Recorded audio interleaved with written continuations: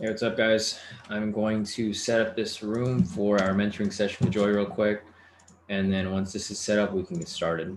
So if you guys want to sit in, you guys are more than welcome. Otherwise, this is a one-on-one session with Joey. So I will just be answering his questions. So let me go ahead and just set this room up real quick. And then should be good to go.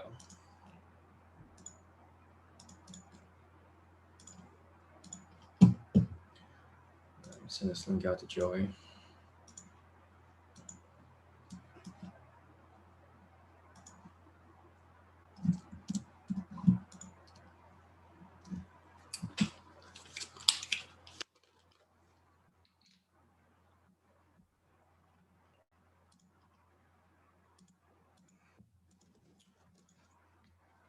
All right, looks like we're good to go. Just waiting for Joy to pull up real quick, and then we can get started. Close everything off the chart. All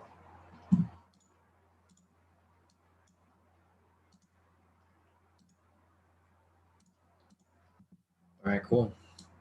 So we're just waiting for Joy to show up real quick. There he goes.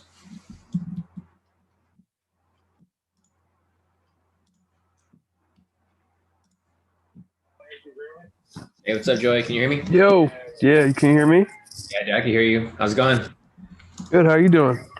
Pretty good, dude. Just hanging around, looking for trades. I feel like the market kind of slowed down after those big moves yesterday. Yeah, I was listening to your live yesterday. I love the new Zoom, man. The Zoom is awesome. Oh, the new one? Yeah, it's a lot better, Yeah. right? Because I can put it on my phone, like put my AirPods in, and then put my phone in my pocket and still listen to everything. Yeah, exactly. You still be in the loop. Yeah, but I haven't traded this week. I've been out of it. Every Yeah, time I did I tell you what happened with the a demo I was doing? I know what happened. So you remember it was last week you called the GJ and it hit like TP1. Yeah. So I was looking at it on the chart. It hit TP1, and I didn't move my stop loss up, and then it dipped, down back to entry. Yeah. And I was looking at it, and I forget what day it was, um, and it went down to like what I thought was like a little bit of like support. So I doubled up on my position. Oh, and then it dumped, right? Oh yeah, yeah. Yeah, dude, I never do that. Oh, I mean, I used to do that a lot, where I would just get too overly confident, and I would just enter an extra position onto it, and do it Yeah, always does the opposite. After like doing that a couple times, I never did that anymore. I was more. It wasn't greedy or anything. It was more like just trying to figure out how to pass FTMO. Uh-huh. Like like like I was just thinking because I did the first week. I made with the demo. It's only like 14 days, and you have to for the 50K you have to make 2,500. So the first week I made like 1,200. Um, and I figured like by the with the scalps I was doing and stuff like there was no way I was going to get to the 2,500. So I'm like I have to make like bigger splash, or take a little more risk to pass that, and it definitely blew up in my face. Yeah, no, definitely. I think instead of stacking positions, you're probably better off just well, you could stack positions. I'll show you what I do. So this is basically what I do. I'll show you like one position that I actually took. Let me see if I could find one somewhere over here. There was something like last night, I think, over here, where I take a position and then I go on the lower time frame to scalp. So like basically like this over here. I think this was the um, the sell I took. So I'll just show you this right here. So basically, like for this position, I'll just back up to here just to show you. It's Kyle. I'll let Kyle in the room real quick.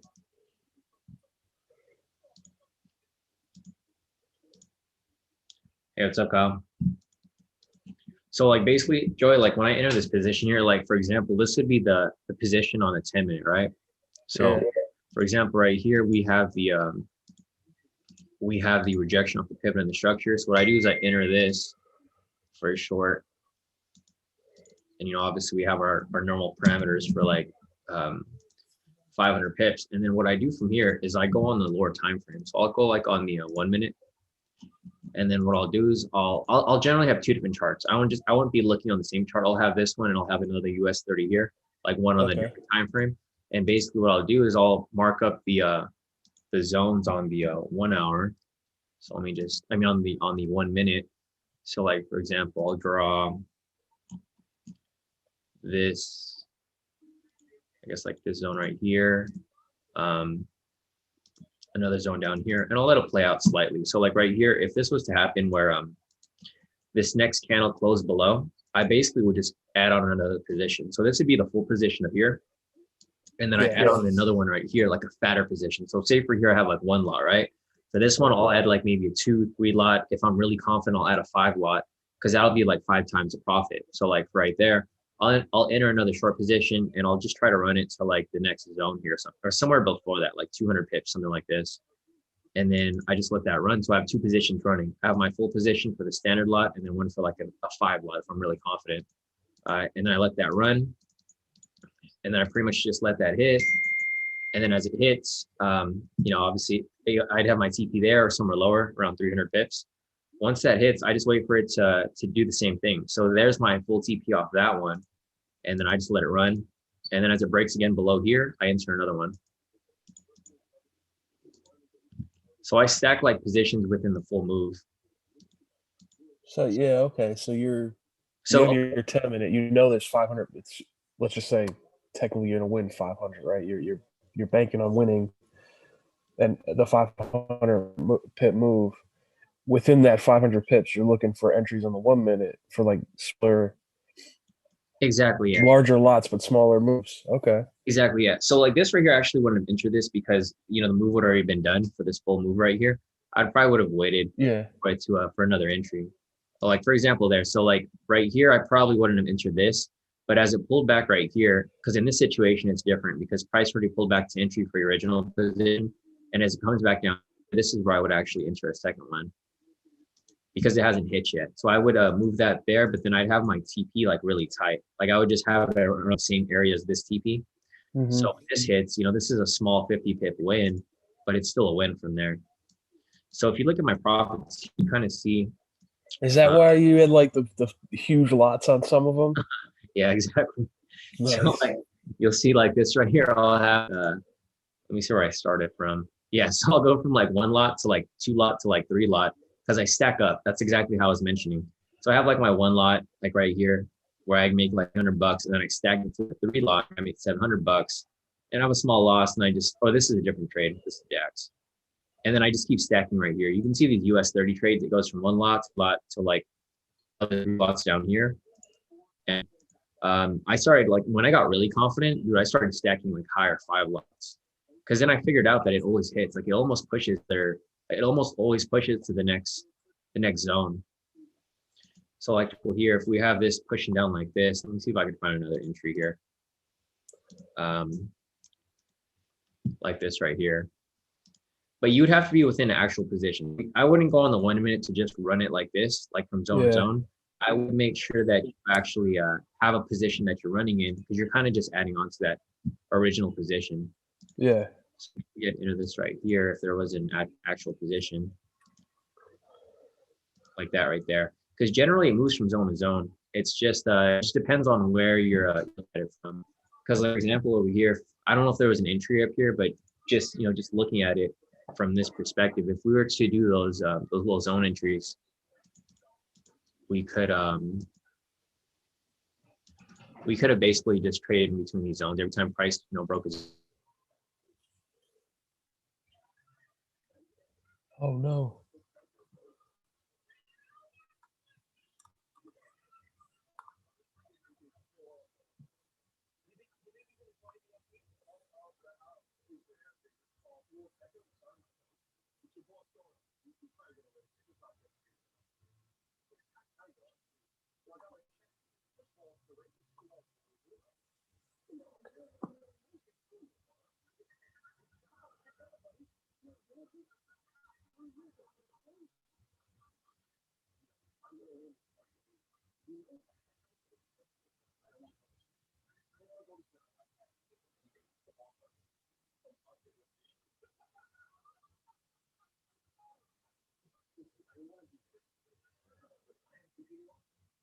Yo.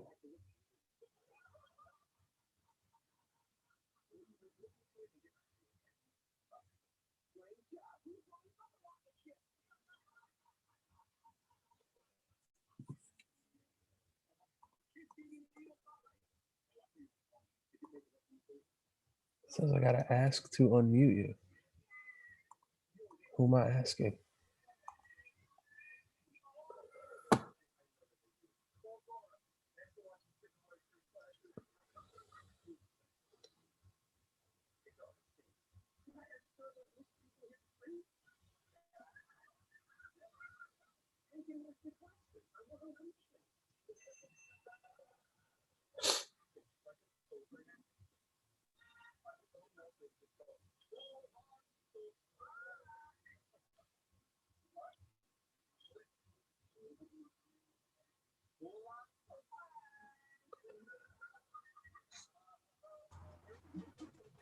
Joe, you still there? Yeah, I got disconnected. My bad. it's all good. All right, I'm back here. Let me see where I was at. Yeah, I don't know what's up with my internet connection. For some reason, it always disconnects at the same time. Around like 4 o'clock my time or 6 o'clock. Oh, did we lose Kyle? See, is Kyle still here? He was here earlier. I'm not sure if he got booted. I think he was muted too. Yeah, he was muted because I was trying to talk to him, but I don't think he responded. I guess he could hop back in when he. Yo. Did we lose you? Yeah, no, he's back. Rejoin the Zoom. All right. You sent him the link, Joey? Yeah, he's coming back right now. Okay, perfect. But yeah, so what I was talking about earlier, so like, I'll just show you like how I would like analyze this, because basically, I mean, it's really simple. It's just tying it with an actual. So let me just mark this up right here. You said I forget what day it was, but you said something about you're not really focusing on Forex pairs anymore, or not as much. I mean, I still am, but I'm not actively managing them. So when I take a trade, I'm just setting and forgetting it. I'm not really like. Sorry, my dog. Hi. Steve growls it. Whenever he hears anything outside. Yeah, same with my dog. It's a little dog too, so this dude's like little, but he's like loud. That's good. Nobody, Yeah. if somebody ever tried to like break in, they don't know what's on the other side. They just hear a dog. It is funny, like at my last place, he would always bark whenever people walk by, and people would think it's like a huge dog, but he's like a little dog. Yeah, I have my dog is like 120 something pounds. Oh, nice. What kind of dog do you have? A Bernese Mountain Dog. Oh, Beethoven. Bigger than Beethoven. big too. Yeah, it is. Like huge. you hear her bark, it's like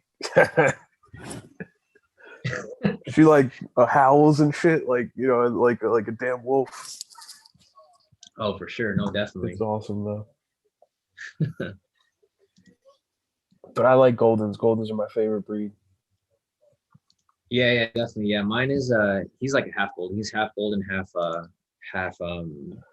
don't know, something else. Corgi, I think, because he has like a corgi body, but he has a golden face. So this dude looks like a golden puppy, but he just never grew. Well, midget. Oh damn, really? Hi, come here. Come here, guy. Come on. Come here, buddy. Come here. Come on, dude, get on camera. Yeah, this dude right here. Oh yeah, look at her. Yeah. So he looks like a puppy, but he's actually 5. He's full grown. Oh wow. All right, go do whatever you want. Yeah, and he's a loud bark, so like people think he's a big dog, but he's actually really little. Yeah, because I've seen like some of your Instagrams, and he reminds me like definitely like has a lot of golden in him. Like for my other dogs, like definitely. Yeah, perfect. He's perfect size because I live here in an apartment, so it's like not. I don't have that much space for him. I used to live in a house before, but it was like that's when I had my other dog. That's what K² actually stands for, because his name's Kai, and then I had another dog named Kobe, so it stands for Kobe cool. Kai, the K². Nice. Yeah, I left him with my parents, so he's like a real guard dog. That is at my parents' place. All right, so let's see. So I was going over a US 30 earlier. So like basically, when you have a position, what I usually do is I just take trades within the move. So like for example, here I'm just going to use this for an example, but I don't think it's an actual position. But just say like we took like a buy position here, right? Say we had a buy position here, and then whenever price breaks the little structure here, I take another little buy I right think here. the screen, I can hear you, but the screen kind of locked up.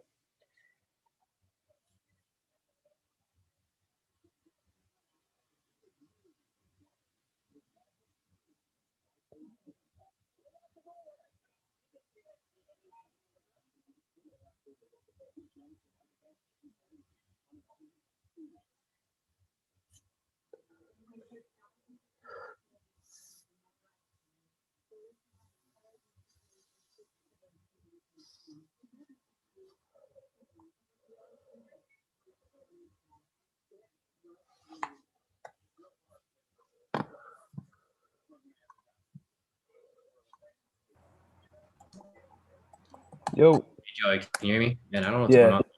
This thing keeps going in and out. I'm about to run a speed test on my computer. Yeah, it's weird. I just ran it right on mine actually. It's fine. Really? I don't know if it's just the I feel like the internet around this area, there's been like issues, especially the weather changes, like when it goes from cold to hot or cold. The internet just for some reason keeps going out. I don't know. I'll have to call them. Probably call them later or tomorrow. What kind do you have? Cox. Oh, I never heard of that. Yeah, I think it's the West Coast. They're like I think they're like connected with like Time Warner or like I forget what they're called. Oh, okay. Yeah. What do you guys have over there? I have Xfinity. Oh, okay, yeah, I've seen that before. It's not that popular here though. It's I only seen those at certain areas. Yeah, I have it just said 51 download. It should be better than that. That's weird. You got 11 upload. Better get that fixed. Yeah, I should be in the hundreds. I pay for it. it's weird. I feel like a lot of internet connections they just get throttled and you don't even know it unless Yeah, you like complain about it. they started capping megabytes for Xfinity, like almost like your cell phone. Like now they're gonna start charging if you go over a certain amount. It's bullshit. Yeah. Joey, would you say your download was? Download was 51. It should be 100 something, but I'm on Wi-Fi. My download was 654. Yeah, see, it should be like that. So My I'm upload's paying not for it. good. Yeah. I don't want to run a speed test on mine now. Let's see where I'm at. Cox. It should be pretty high. Damn. My Is downloads it me? Am I the one disconnecting everybody? You might be. might be. Yeah. Now that I think of it, it might be because mine's pretty high. It shouldn't be disconnecting. Yeah, and you got low ping too. You only got 7. Where's You my shouldn't ping? be lagging at all. Oh, my ping is 15. Yeah, but Pardon me. the ping's fine, but the download, Yeah, anything true. over like 30 is bad ping. Yeah, true. Yeah, I don't think it's probably not mine because mine's it's pretty on quick. I don't know. Whatever. we'll just we'll deal with it for now, I guess. Dude, did you see that with GameStop? I heard people talking about it. It shot up again at the end when it closed. That's crazy, man. But that guy was talking to Dave Portnoy last night on Instagram Live. I don't know if you guys caught that. The guy from Robinhood, the CEO. Yeah, Oh my God, he's full of shit. he's full of shit. Yeah. Yeah, I saw when they were questioning him like on CNBC and like MSNBC when they're talking about when they're asking him why they why they did what they did, and it was just like, dude, his responses were so bullshit. Yeah, he kept saying it wasn't a liquidity issue, but then like he explained, like, yeah, we had to come up with $3 billion. Well, then what was the issue? Exactly. Yeah. Yeah, I don't know. That's crazy. That's crazy that they're pumping GameStop again. Yeah, Yeah, I don't trust it, man. I Yeah, think it's a trap. Yeah, I would not mess with it because probably by tomorrow it's gonna crash. But like they're not gonna let you be able to download this huge push up, dude. That's insane. That's probably like the institutions trying to trap people thinking that there's another wave. Yeah, and you know they did this over like at the end because people are gonna start putting in those overnight orders. They're just gonna put in all those pending overnight orders. It's gonna spike up, and then all of a sudden it's just gonna dump again. Yeah. Dude, that's crazy. Well, I mean, it's not as high as it was freaking on in January when it was like up to $400. That's crazy. I can't believe it went that high. It went from like $18 to $400. Yeah, if you only had like stock to 18. Right? Oh man. Yeah, that's crazy. So if you bought right here, so per share, I'm trying to think like, what if I bought this? Like per share, this is about like $40, $40 a share. So if I put like 10,000 divided by 40, I have about 250 shares. And then the increase here was about $50 times 50. I mean, I guess it's not that much if you think about it. It's only 12K. That's still a nice I little. mean, yeah, it's still That's nice. like overnight though that you make 12K. Yeah, well, I mean, it technically could be, or you could lose it all if like market opens and it ends up crashing right after. But it's not bad. I mean, yeah, it's not that bad. But you'd have to buy at the very low down here, $40. That was probably not like. There's no way I would have bought if it was down here, because this would just show me that it's coming. That's just going to come crashing back down, and then all of a sudden it just shoots up. Yeah, I don't know. I guess we'll see how this plays out, but it's not something that I would mess with. Definitely not. Yeah, I want to get in those groups though, like before it starts. Right? Little pump and dump groups. Yeah, because like by the time you hear it, it's too late. It's way too late. Yeah, I used to be in those pump and dump groups before when I first started trading. Like when I didn't know what I was doing, I was just when I was trading stocks, I would go in those pump and dump groups, and I would literally just hop in at random whenever they call the trade, make a couple $100 until they have one bad trade, and I lose all my money. Because I would just put all my money in one stock. Like I wouldn't even diversify it at all. Yeah, I think there's groups out there where they'll find like, I don't know if it's a New York Stock Exchange or NASDAQ. They find those like really volatile, like low costing stocks, and that's how they like trade like the sessions. Like they'll only trade for like a half hour, but it'll move like enough to where you can make your money. Exactly right. Do you know if is that Wall Street Bets website still up? It was last I checked. Oh yeah, it is. Like round 2, Rory fueled. Damn, that's crazy, dude. They're trying. They said GME to 1,000. That's not gonna happen. I doubt it. You know, I feel like they should just start pumping other things, like where it's not predictable. Like Yeah. GME is very predictable because they've seen it happen before, so they're not. You know, they can see it happening again. Like they should just find a way to pump every week or every month.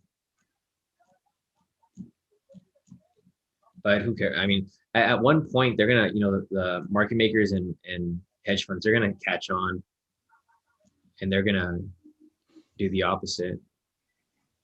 Yeah, I think they're gonna come out with something where we can't do this anymore. Yeah, I'm sure they're gonna have someone like, somebody on these websites just monitoring what they're calling, and then they're just preparing to get it to dump it. Or like what they would do is they would I think what they would do is they would wait for someone to make a call. They would pump it, like the hedge funds would pump it, and then as soon as everyone else hops in, they dump it, like everything. Yeah, probably, and then they suck out all the money. Exactly. So they just start that momentum move up, so people hop onto it, and then as soon as it gets high enough, they just sell it off. Yeah, I don't trust it at all. And the rich get richer. Exactly right. They're gonna find a way regardless. So I'm just gonna stick to what I'm doing, and I'm gonna stay out of everyone else's way. I'm just gonna do stick with K2. All right, dude. So let's see. Are you guys looking at any trades right now? I wasn't. I was looking at just US 30, just kind of looking at it. Did you I'm see that looking at that shoot up today? Yeah. Yeah, dude, that's crazy. It played out like exactly how we marked it up. Let me see. I should have just left it on. 500 mark, 1,000, 2,500 right here. Dude, they're just going on a crazy stop loss hunt right now. Every time it reaches a whole number, it catches liquidity and just keeps shooting higher.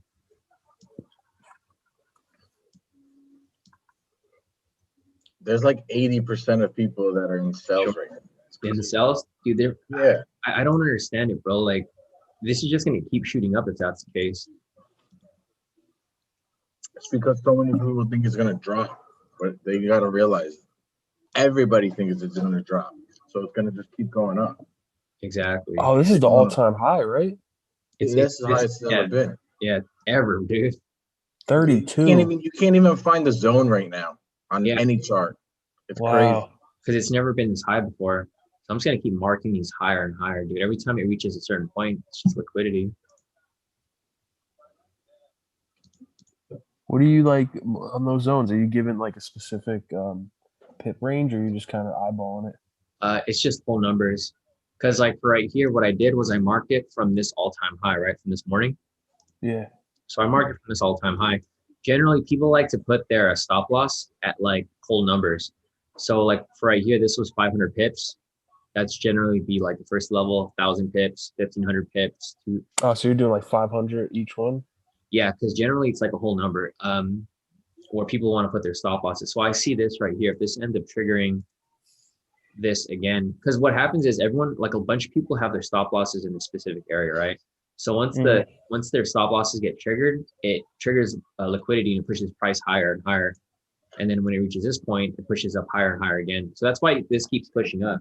Like for example, right here, once it reached this point, it shot way up here. It reached this point again and just shot like this huge candle right here. Did you draw that line before it went, like where you see where that support is? This one? No, like the 1, 2, 3, the fourth one up. Oh, all of these? Yeah, I drew up to here this morning for the live. So you just before it got up there, you drew. We see where those three candles came bounced off that line. These right here? Yeah. Yeah, they've been drawn since this morning. And they weren't. Wow, that's Yeah, crazy. because Well, I wouldn't know 2 candles, but yeah, that's the way that you would have to look at it. You just kind of have to reverse engineer. Like if, say for example, because this is the all-time high, and then you just got to think what other people are thinking. Like you got to think, oh, if the retail trader is thinking that this is a sell, they enter a short position right here. Where's their stop loss going to be, right? Because where their stop losses are, that's where liquidity is. So when the stop loss gets triggered, it pushes price higher and higher. And if there's like 100 people that have their stop losses in this area, it's going to shoot it up pretty strong. But I think right now this is probably it's probably going to create a different move at this point. it looks like it's respecting your zones though. I know, right? It's crazy, dude. It's crazy because I did all this live. Like I didn't even think about it. I literally just like eyeballed it and was like, oh, this is probably where everyone's stop losses are. And then it lined up perfectly. So I drew up to here, and then I just drew these right now with you right now. Once we got So when the stop loss hits, right? Who makes the money? Is it the brokers? well, whoever's in a buy makes the money. Oh, okay. Because if the stop loss hits, then it just pushes. If you're in a buy, it pushes your position higher. Like it wouldn't like benefit the brokers to stop people out, right? Well, it would if they're in a buy. Like say if they, like for example here, if they were in a, because obviously you can see that the strength from this move actually came from down here. You can see like these big candles. Generally what I like to do is I like to take off the wicks, because if you just look at the bodies, you can see how much strength is in those actual candles. So like for example here, if I take off the wicks, you can see how strong these candles are here, right? So you can see that they started the push down here actually. So the push started from here, came down a little bit, they pushed it up higher, came down slightly, pushed it up higher. And then this is where the real strength came, because the all-time high was right here.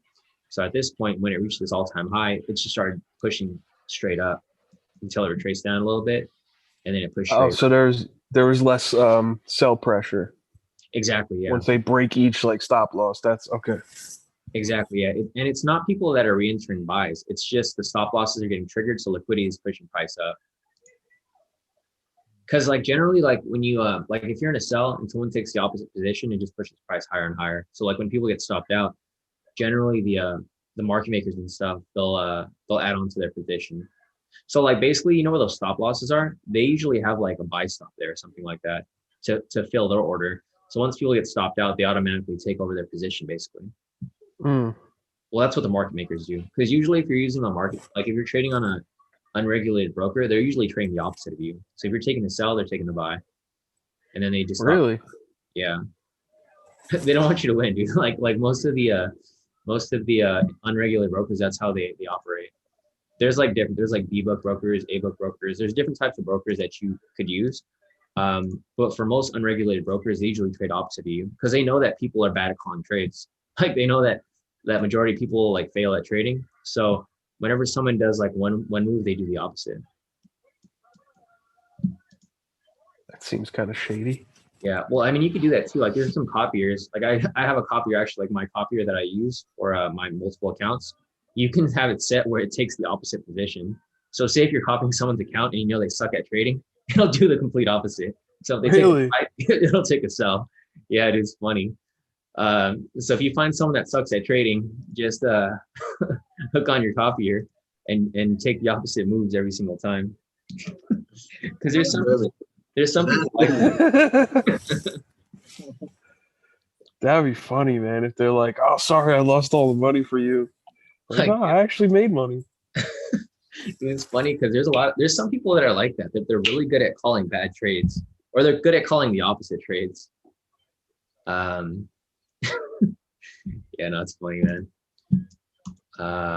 But yeah, I mean, we'll see how this pushes up. I want to enter US 30, but it just keeps going higher and higher, dude, and I don't want to risk it. I mean, it's so high that there's like literally no zones for us to even draw up right now. See if I can find something here on the 10-minute. Does you think this has to do with like the stimulus they're trying to get passed? I don't know. Honestly, I don't really like. Well, passed. I think they're trying to like. What's that? I thought the stimulus already passed. I heard like rumors saying that like the second part of stimulus is getting sent out March 1st. Really? Yeah, that's what the one lady said on. Let me see if I can find it. I thought they like just I thought it just passed like the House or something like it, or oh maybe it did. Here, let's check.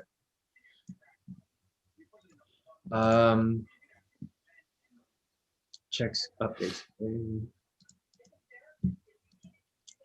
Third stimulus check updates today. When it's coming, 400. Oh yeah, that's right. Okay, yeah, maybe it did. I guess so. I don't know. Let's see. Oh yeah, so they did approve it. House Budget Committee formally approves 1.9 trillion American Rescue Plan. Governor Newsom signed 600 Golden State stimulus check. And then the unemployment is going to 400 instead of 300. Damn. Yeah, I mean, it looks like well, I don't know if they've agreed on it yet, but it looks like the House of Budget, they approved it. So I'm assuming that it's good to go. Because I heard rumors that it was going to be sent out the first week of March. That's next week, right? Yeah, that is next week. Yeah, I'm assuming so. I mean, they would have to at some point because it's been a long time since the stimulus came out. Dude, how do people even live off that? 1,400 bucks? The new stimulus, it also includes a new federal minimum wage of 15 per hour. Yeah. I think they're gonna scale that though over like 5 years or something, or 4 years. Yeah, I don't know. I don't know if that goes into effect. Like, yeah, away. I don't think it'll go like right away. It just wouldn't make sense. Yeah. Doesn't affect me. I know, right? It doesn't affect me either. So I'm like, I wouldn't leave my house. $15 an hour. I wouldn't even leave my house. Exactly. Yeah, I don't know. You barely get by on that. Yeah, dude. I don't know how people live off that. It's crazy. Yeah. 15 bucks an hour. Dude, I guess if you're like doing 2 jobs, you probably can make decent money. If you look up like minimum wage in each state, in New Jersey, you got to work like 101 hours a week just to live on the average person. damn, Yeah. crazy. Yeah, it doesn't make sense over here that the cost of living is so fucking high. Yeah, especially here too, like in California, dude, it's impossible here. Yeah, I heard that that's one of the higher places too. Yeah, man, I don't know. I don't know. I'm glad I don't have to deal with that. Yeah, same here. Let's see. And it doesn't look like there's going to be any US 30, or actually, I guess there was one right here. Hey, Shawn, when it spikes up, right, and you're in the pivots and it spikes up past like above the pivots, right? Yeah. Or below the pivots where it's not where you're not going to have a scalp entry for a little bit. Where would you set your alarm to Oh, tell for you sure. like, hey, you're back, you're in like an area or something, you know? Oh, like when it comes back to the pivot. Yeah. Oh, I would just set the alert on the pivot. So I'd right click here, click add alert. I change this to US 30. I change this to K2 pivots, and then you can choose which level you want it to touch. Oh, it will actually alert when it touches the pivot. Exactly. Yeah. So if it Oh, touches, I didn't know that. yeah. So you can do that right there, and then I usually just leave this default because if it says crossing pivots, I'll know that it's for the pivots. But if you want to do something, specific, you can do like US 30, pivot touch or anything like that. And then I thought that because the pivots move, I thought your alert would just stay like kind of stationary or whatever, and it would like as the price moved, the pivot would just move past it. Like I didn't know if there was. Yeah, that's cool. Yeah, it's cool because you can just set it to like any pivot. So like for example here, if it's already at the green and yellow, you can set it to 3 so that when it goes down to the orange, it'll let you know.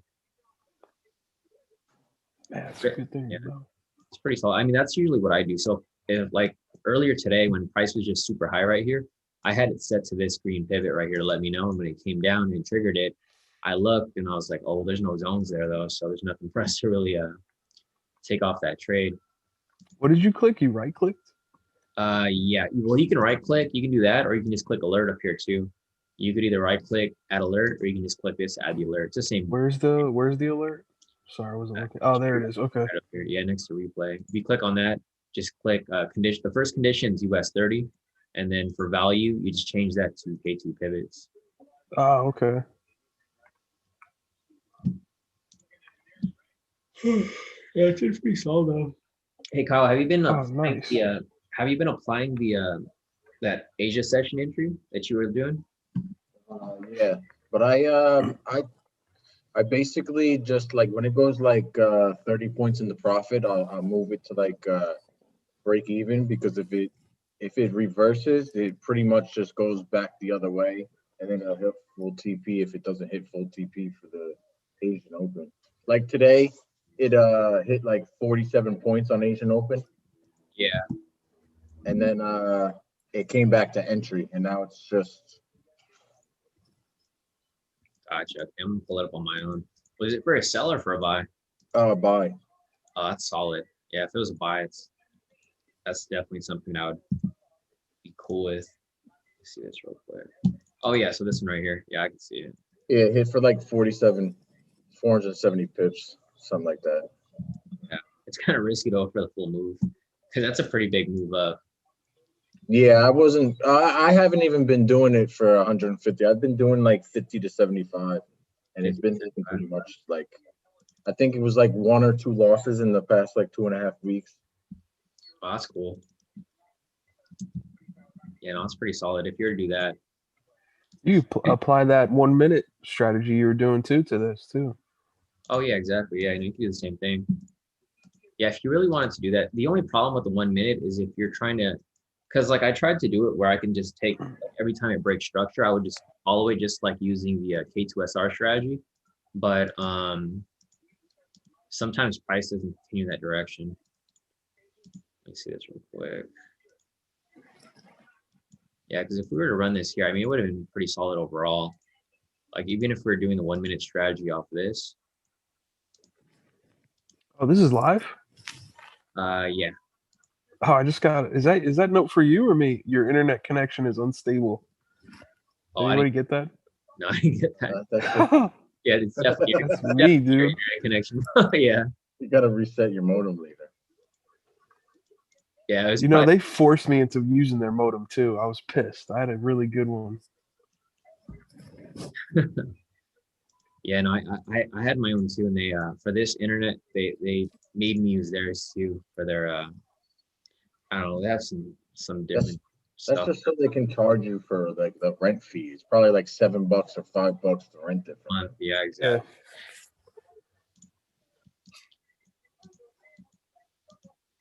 Yeah, the guy called me on the phone. He was like, "Your modem is obsolete." I'm like, "Obsolete, dude. This thing is like brand new." Oh, it's not compatible with us. Yeah, they always find a way to rip you off, bro. Yeah. Dude, I'm thinking about scalping this US 30 for like 1 pip. No, it's not worth the risk because it spread 3 pips. So by the time I enter this, I got to pay the spread both ways. But yeah, like looking at this here, this is pretty much how I would apply it, like using the 1 minute. So like I probably would enter like right here, go for a little move right there, blocking a couple pips. So you would see the open signal, right? And then you would start doing this. Is that right? Oh, for that entry that Kyle took? Yeah. Yeah. So I mean that's how these scalps work. Like first you just need to find an actual entry off the bigger time frame, and then you just keep trading in that direction. Okay. So like for example here we would have taken this buy, and then again right here there's like another small one right here for about 80 pips, and then again right here. That small one you just took, that's because it rejected off that zone? No, because it broke the structure right here. Oh, it broke the structure. Okay. It's just using the K2SR strategy, but on the shorter time frame. So like right here, price broke structure, like it broke and closed. You can take a long right there, push it up. It breaks again right here, another move up, breaks over here, moves again up. And then I wouldn't take this. If there's no upper structure, then I'm not going to take it. You don't know when it's reverse on you. But then again right here, as it comes back down, you could literally take it in both directions. Like even here, as it comes down, you take a short for a little bit, just down to there. But when you're doing this, like you're not like setting and forgetting. You're just once you're in profit, you're exactly. So I got my finger on the button already. So whenever it gets when I have enough profit, I'm like, all right, I'm gonna get out of this thing. Because you really don't know when it's gonna shift on you, because sometimes it'll get really close and then it won't. Like for example, right here, I don't know if this will actually come up and touch the structure. This might just reverse at any point, come back down. So if you took that buy, yeah, when it broke, I would take it right over here. Or either here or over here, whichever. If I missed this one and it came back down, I would just enter right here. And then I would try to exit as it gets to right here. I only go for like 10 or 20 pips, which should be equivalent to 10 or 20 points, which should be equivalent to like 120 pips. So like, if I was to take that, I mean, it's not that bad because if I'm doing like a 5 lot, how I normally am, it's like $5 per pip and then 200. So that's like $1,000 right there. Just as low. And that's how I'm stacking up like heavy, dude, on my profits. Like these right here, when I take these 5 lots, like, dude, I'm taking 5 lots, but I'm taking like big profits for just like a 100 pip or 200 pip move. Wow. Yeah. Cause like I keep hitting it. So like, it's just, my confidence goes up every time I hit the trade. It's like, why not? And then if I take a loss, I'm like, all right, whatever, just move on to the next one. Yeah. Cause you can see here, dude, like every time it breaks, like right here, it broke this structure right here. This is like 100 pip move there. So that's like 500 to $1,000 right there. And then again, right here, price breaks again. You just keep doing the same thing over and over again. And that's how I was able to lock in. Like, dude, when I locked in that 13,000 like yesterday, I was like, bro, I've never locked in this much ever. The 13,744. That's crazy. God, just like you see these scalps right here, the 5 lots. See how they're only like 300 or 900? Because I'm only going for like 30 pips or 3 pips and then like 9 pips. And then when but that next one wasn't no $300. This one was huge, bro. This one, because it lined up with my analysis and David's analysis, because he does price action. He trades off order blocks. So like when his lines up with mine, it's like almost guaranteed to hit, dude. So when he told me that, I was like, all right, I'm gonna just set this and I'm gonna let it run. So I let it run and that thing dropped, dude. It dropped crazy. Man, I would love to see something like that. Yeah, it was surreal, bro. When I saw this drop, I was like, dude, that's crazy. So like now, when he sees something, he usually runs it by me. And then if I see a scalp, then I just take a fat lot size on that and I go for that full 500 pips. Because Yeah, I was yeah, What were because you if you saying? think about it, like 5 times 500, like dude, that's a lot. 2,500 for like that same move that we're already taking off like the one lot. Because normally I'm making like 500 per trade, but if I'm like super confident and I stack up on it, I can make a pretty good amount off that I'd one. take that one trade. I'm good for the Exactly, day. Shit. exactly. And I just kept stacking, dude. It's funny because I took that, so I took that main position, and then I also took the one after it. I made 4,000 and 3,000 off the other one because I was just stacking the scalps. When I saw another scalp, I was like, I'm gonna take another one. But I was Like, but I was hella sweating. Like I was not in a good mood when it was going to the negative. I was like, yeah, I was tripping out, but then David was just like, dude, just move your stop loss in profit. And then after I moved it in profit, I was pretty much cool. I was chilling because I wasn't stressing over it. yeah. Yeah. But then after that, I was like, all right, cool. I actually like understand what I'm doing now. Because I was just scared because I didn't understand it at first. But then once I figured it out, it was pretty solid. I was practicing that. What is it called? Price action. Yeah. Like just like practicing, just looking at zones, almost like a naked chart with just zones. And like kind of when it would break, I was just looking for entries. Take the breakouts. Like GJ does that a lot. AUD, USD does it a lot. Yeah, it does it pretty often. Like for me, but like the zones that you guys draw are really similar to like the K2 SR zones. Because I would see the zones that David would draw sometimes, and I'm like, oh, dude, it lines up exactly with the K2 SR. And the way that he does it is he looks for rejections off like order blocks, and then he waits for a strong candle. And it's kind of similar to the strategy that we already apply. When we identify like, let me show you an example. So this is basically what I look for. I look for like a rejection off a K2SR, and then I look for like a following what's called buy signal, buy or sell signal. Like for example, right here, if I see this right here, rejection, and then it's followed by sell signal, generally I see that pushing down even further. So if I was to see this right here, I see that rejection off the K2SR level, and then I see the sell signal. This is going to indicate to me that it's probably going to drop. So if I was to see that, I would take like a short position there, and then obviously let it run to TP down there, and it works pretty smooth. This is kind of similar to like what David applies, but he does it off like the actual order block. Order blocks are kind of hard to identify though. I don't necessarily use it because I've never really used it in my own strategies. I just use what I know. That like What jumped out at you in that like zone you drew? Like when you seen that, what? the one that I just showed you. Yeah, did you look at the K2 SR, or did you kind of just look at that candle, Oh no, that wick? I looked at the K2SR, but I was looking for the rejection point. So like, Oh, okay. basically like right here. So like right there, I see the rejection off the wick, and then I see the sell signal. So that would give me a confirmation that price is probably going to drop from there. So we see the rejection. Whenever it's a clean rejection off the structure, and then followed by a buy or sell signal, it usually pushes that way for a while.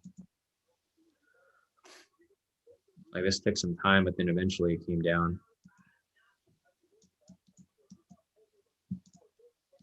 And you can see here that it happens a lot. Like right here, another rejection off the zone right there, the sell signal. And then if you were to take a sell right there, I mean, eventually would hit. Usually, like when you take a strategy like this is how I applied that, where I had that big win, that big $4,000 win. When was this? This was on the, it was yesterday on the 23rd. I think it was this right here, actually. It was the same one right here. So like basically right here, when I see something like this, I put my stop loss like right above it, like a little bit above it. and then I just let it run for the most part. Like for these, I had no TP. I just kept adjusting the stop loss. So for example, here when it came down, let me just pull this back over here. What I do from here is I usually go on the 15, and then I just trail it. So like as price moves down from here, I just trail it. So for example, at this point, I would have my stop loss there, and then I would trail it by like 2 candles. So like from there, I move my stop loss closer, and then once it gets to this point, I'll just use this horizontal line as my stop loss.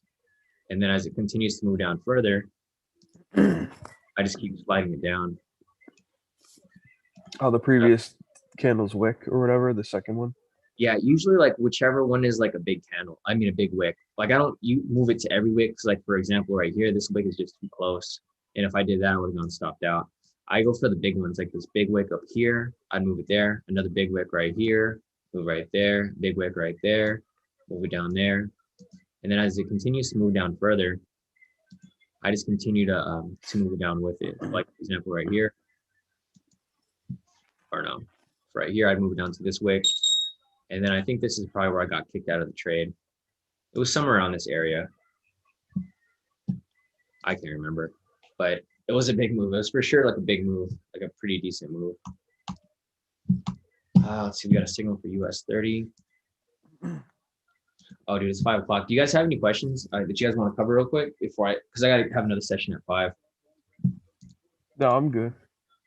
Good. Yeah, I'm gonna look for some trades. If I see something, I'll send it over to you guys. But I think for now, there really isn't much to really look at because US 30 is so high up. I'm like tempted to enter a buy, but then I'm worried that if I enter a buy, it's just gonna come down. Oh, one question before you go, right?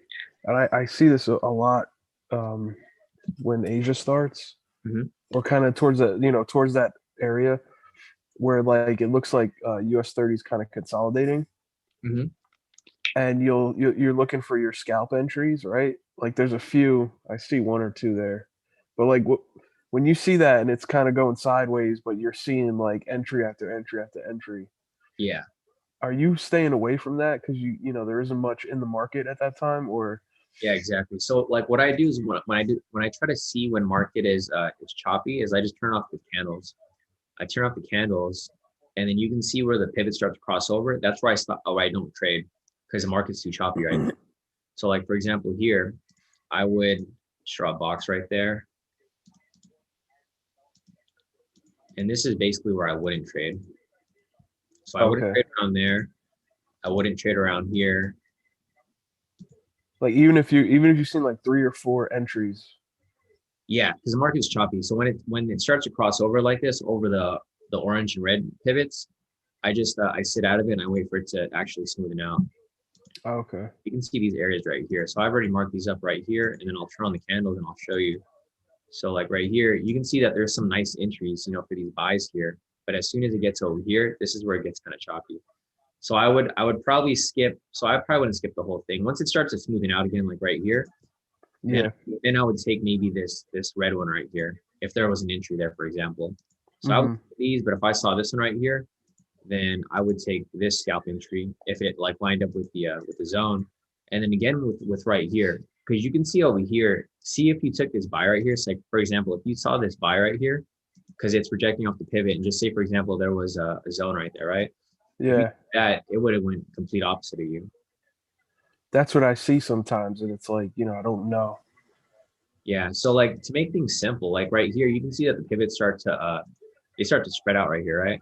Yeah. So I usually avoid it until it starts to spread out. As soon as it starts to spread out, that's when I'll take, the next trade that appears. Like for example, this is probably entry right here that you could have taken. Oh, okay. Yeah, I see what you're saying. Yeah. And again, same situation here. Yeah. Yeah, if they're like bunched together, regardless of the entries you see, it's not really, you don't know yet, Yeah, I mean, you can still take them, but it's just, it's a little risky. Yeah, it's gonna be very risky. So for me, like since I'm trading bigger lots, I want to trade that's. I'm not gonna take a trade that's maybe. I'm gonna take a trade only if it's for sure. Because it's like, I'm being very careful and very selective with my trades. Because technically, you can take all the trades if you see them, and then you can just use like a decent lot size, nothing too big, and then you should be fine. But if you're seeing bigger lot sizes, that's where you have to be like very on point with your analysis. Okay. Because there's other confirmations that I use. Like for example, if I'm taking a trade, like just use this for an example. If I was taking this trade right here, I would probably want to see like some sort of a clean rejection off of a structure either up here or like over here. Because if you get a clean rejection before that entry, it's generally going to indicate that like let me just rewind it here. It's an indicator that like price is going to be dropping from that point. So let me just turn on the K2SR, and then there you go. So you can see right here that there's a perfect rejection off this this structure right here. So like for example, if I saw this right here, price came down, it's like a break and retest, right? Price break structure, goes back up, retest, and it comes down. And then if you have a scalp entry right here, you know, odds are this is probably going to drop from this point. That very next candle looks like a good entry. Exactly. Or this one right here, exactly. Yeah. So it could have been nice long wick. Yeah. Could have been this one, or if you entered this later one over here, you would still you probably still would have hit TP. It's just you'd have a later entry point. Yeah. So yeah. Still hit TP there, but it would be less risky. Like you'd be entering later, but then you have that confirmation, you know, that price is probably going to come down even further. So I mean, you could take both ways. Like you could either take this one, or if you waited, you could have taken this one. It's just really up to your preference. You know, with regard to which one you decide to take. I'm gonna start looking, like you said, looking for the, you know, like where it's kind of choppy. Look for a clean rejection, then look for the entry. Exactly. And that's usually what I do. Like, for example, if I'm looking at, well, obviously this is going to be relevant because price is so high. But if I was to be looking for something here, I would just go up and I'm like, all right, this is a choppy area. And then I would just keep checking it out, you know? So I'm like, all right, that's choppy. And then you can see where it starts to spread out. Like it starts to spread out like right here because it goes from crossing over into a clean little fan out right here with the pivots. So when that happens, you're like, all right, well, I can start taking some buys over here if there's any entries. That's a nice climb too. Exactly. Yeah. Yeah. All right, dude. So I got another meeting after this. If you guys have any other questions, you know, hit me up and I could probably talk to you guys in the chat. But I think I need to hop in this this other call right now. Yeah, if you could just lock us in same time next week. Yeah, dude. Next week, I'll get you guys on the. All right, cool. Yeah, I got you guys. Awesome. Third. Yeah, third at 4 o'clock. Awesome. All right, later. All right, dude. Later. I'll let you guys know if I see anything. Hopefully, we find something soon because I'm getting bored. With this US 30, I want to catch a trade already. Yeah. All right, guys. Talk to you later. Talk to you later. Later.